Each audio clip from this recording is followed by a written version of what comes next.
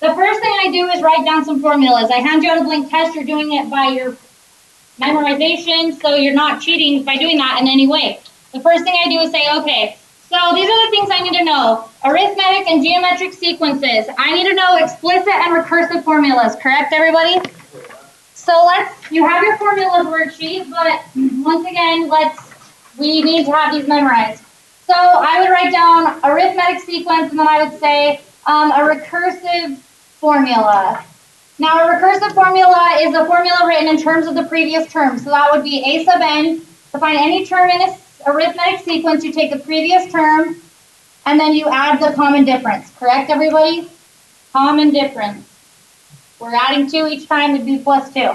Now, explicit definition, explicit formula, I'm abbreviating, for any term in a sequence is a sub 1, correct, plus n minus 1 times the common difference. This is something I would write down. So now I'd say, okay, now to find the sum of an arithmetic series, now I know that if it's finite, I can find a sum. It has to be finite. I need to know the start and end. And the formula for arithmetic series, the sum for a finite arithmetic series is n over 2 times a sub 1 plus a sub n. Now an infinite arithmetic has no sum. We wouldn't know when to stop adding. So then I go on to my geometric, like I said, I do this all from my brain before I even start the test. A geometric sequence. The recursive formula is a formula written in terms of the previous term. So any term in a sequence is the previous term times by the ratio, correct? Times by the common ratio. And then an explicit definition, explicit formula to find any term in a geometric sequence is a sub n is equal to a sub 1 times r raised to the n minus 1. And I use explicit formula a ton with geometric. And then the sum of a geometric series, you'd say, okay, there are times when you can find the sum of a geometric series. For a finite geometric series, it's the sum s of n is equal to a sub 1 times 1 minus r raised to the n all over 1 minus r. If it's infinite, I'm going to go over here, if it's infinite, I can still find the sum sometimes. If my r value is less than 1, it's a fraction, it's getting smaller and smaller, so it's going to basically be 0 eventually, so we'll be adding 0. As we add more and more terms, we're getting closer and closer to a value. It's converging to a value. And there is a sum, and it's the formula s is equal to a sub 1 over 1 minus r. That's easy to remember because I always just look back to this formula and know that that piece becomes 0, 1 times minus 0 is 1, so a sub 1 over 1 minus r is the sum when r is less than 1. And then if our absolute value, if our r value is greater than 1, then it diverges and there's no sum. So those are the only things you need to know for this test. If you know those things, you can do every single problem on the test. Just use them. Well, convergence just means going towards a sum. So like, wait, which one am I doing? the converging. Yeah, because you're converging towards a sum. Because eventually you're adding 0, so you're converging towards 8. It's getting, the more terms, let me give you an example. The more terms you're summing up, the closer and closer. If the sum is 8, it's the more terms you add up, the closer you're getting to 8. Does that make sense? So like, now you're adding another one, and it gets you even closer to 8. And then eventually you're going to be at 8 because you're eventually just adding 0. Okay, good questions. And that's only if your r value is less than 1, if it's a fraction. Okay, so let's do a couple examples, and then I'm just going to let you work. You're going to have the whole time. You should really be able to get most of the review done in class, so let's talk about a few things. Okay, so now let's talk about find the 6th term of 3x plus 2y to the 14th power. There would be a smart way and a not smart way to go about this. I would not want to start out trying to do Pascal's triangle, because I'm going to have to go so very far with Pascal's triangle, correct? Like, that will take me forever. You could get the right answer by doing that, but you're going to be doing you're going to be spending most of your tests on that one problem. So let's think smartly about this, okay, everybody? So listen to how I think through it. So since it's degree 14, there will be 15 terms. 1, 2, 3, 4, 5, 6, 7, whatnot. 1, 2, there'll be 15 terms, correct? I'm looking for the one, this is the first term, second term, third term, fourth term, fifth term, sixth term, 7. So I'm going to be looking at this term. Okay, now to find the coefficients, if we use the binomial theorem instead of the Pascal's triangle, it's going to be easier. So remember that you would start out 14, choose 0. 14, choose 1. 14, choose 2. 14, choose 3. 14, choose 4. 14, choose 5. So the coefficient will be 14, choose 5. So then I'm going to use that. I'm going to figure 14 choose 5, which is, remember, it's n factorial divided by n minus r factorial times r factorial. This is NCR. Yep, so this is, I'm using this instead of Pascal's triangle. However, we could get the same thing doing Pascal's triangle, but it's going to be so far down on Pascal's triangle that you're going to take forever to get there. So n factorial, that would be 14 factorial on top, divided by, what's 14 minus 5? 9 factorial, and then times r factorial, so times 5 factorial. So on top, I'm going to think of 14 factorial as 14 times 13 times 12 times 11 times 10 times 9 factorial, because I want my 9 factorials to divide out. So on bottom I have 9 factorial and 5 times 4 times 3 times 2 times 1. So look, your 9 factorials divide out. Now we could type it into our calculator, or we can divide out anything else. So, I mean, 12 on top, 4 on bottom would be 3 over 1. 3 on top, 3 on bottom, they divide out to be 1. We could keep going with this. 2 up here, 14 up here, so that's 7 and 1. And anything else? Okay, 2 and 1. So then I could just multiply straight across. Or you can just type it into your calculator. So somebody type that in really quick. We have a 7 times a 13 times a 11 times 2. That's it.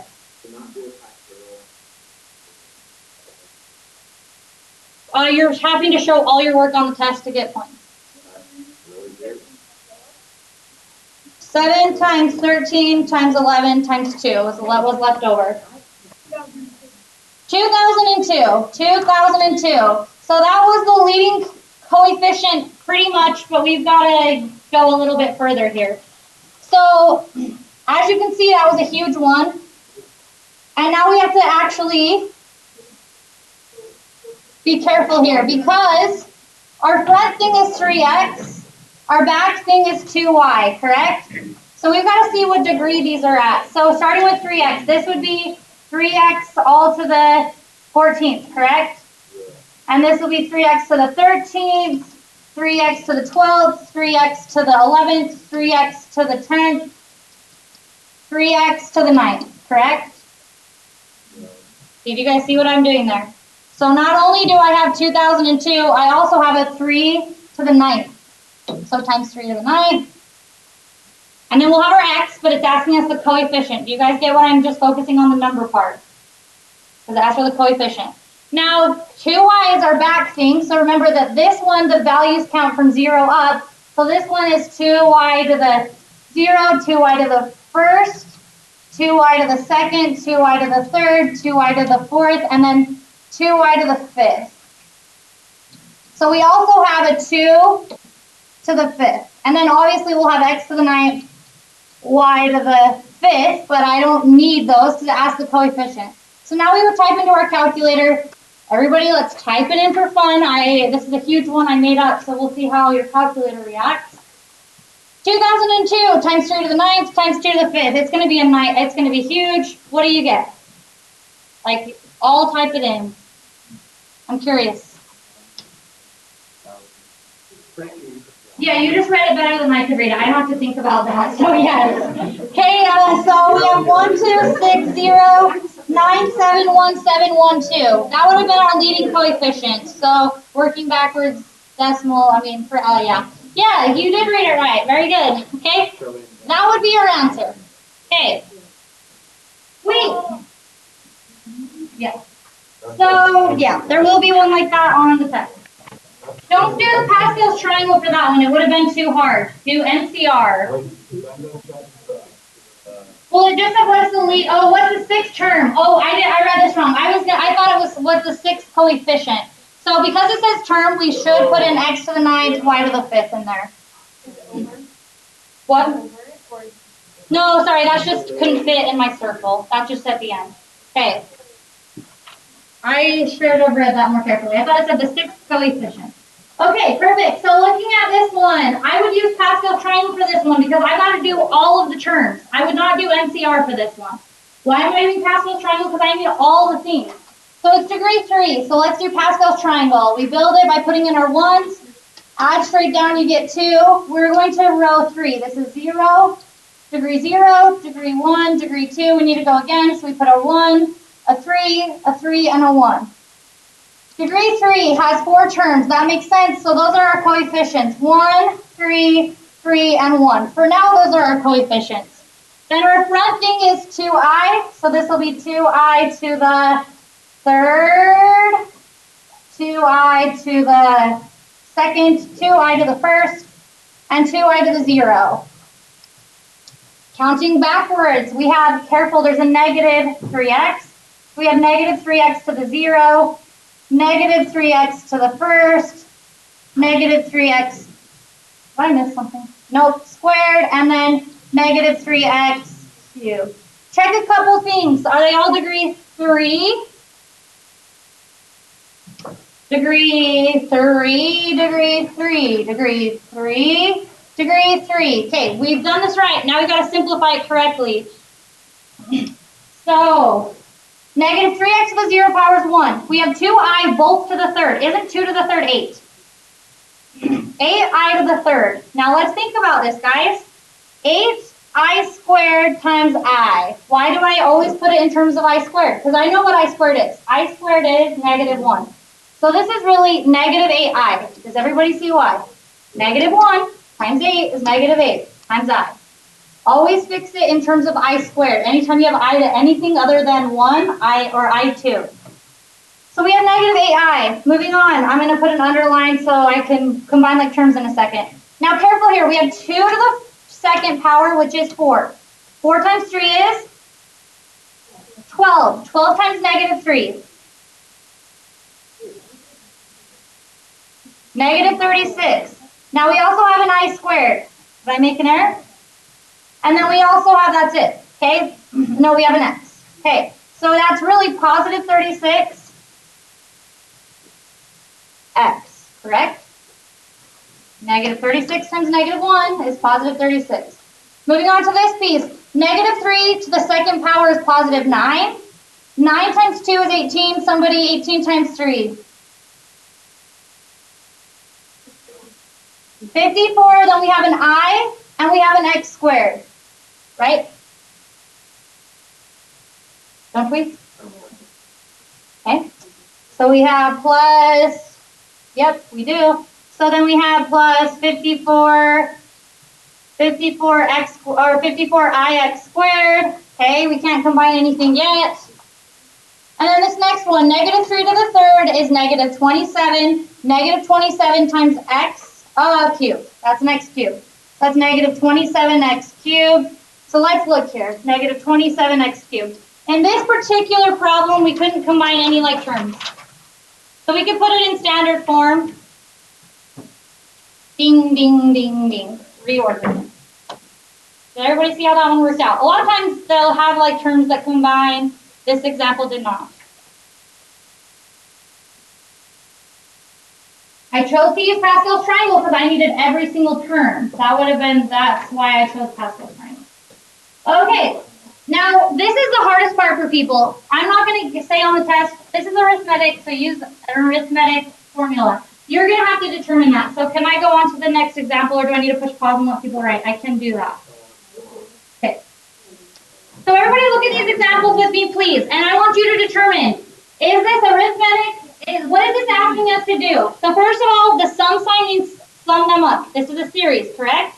So we're going to need a sum formula. Now, is it arithmetic or geometric? Look at the formula. It's linear. That means the rate of change is the same, right? It's a slope, so it's linear, like you said, right? Okay, so this is linear, so then it's arithmetic, correct? Our linear means arithmetic. Does everybody understand that? Yeah. So what's the sum formula? Sum is equal to n over 2 times a sub 1 plus a sub n, yeah? Okay, so let's find the sum. How many terms are we summing up here? From 1 to 300. Make sure you do 300 minus 1 plus 1, which is 300, correct? So we're summing up 300 terms. We're summing up the first through the 300th term in this one.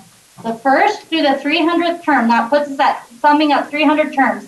N is the number of terms, so we would have 300 over 2. Our first term, well, we don't know unless we plug in the lower limit into our function. So our first term, a sub 1 just means the first term you're summing up in the sequence. Well, the lower limit's 1, plug in 1. 4 times 1 is 4, plus 1 is 5. Let's find a sub n, which is the last term you're summing up. So that'd be a sub 300, plug in 300. 4 times 300 plus 1.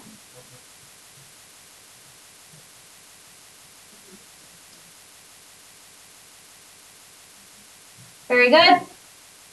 So now we'll plug it in. So we have 5 plus 1201, and calculate the sum of those 300 terms. Go, go, go. Okay, did we get 18,750? So I did it wrong? Apparently? What'd you get? Oh yeah, I typed that. Yes, I did not type that right. You're right, I did not type that right. 150.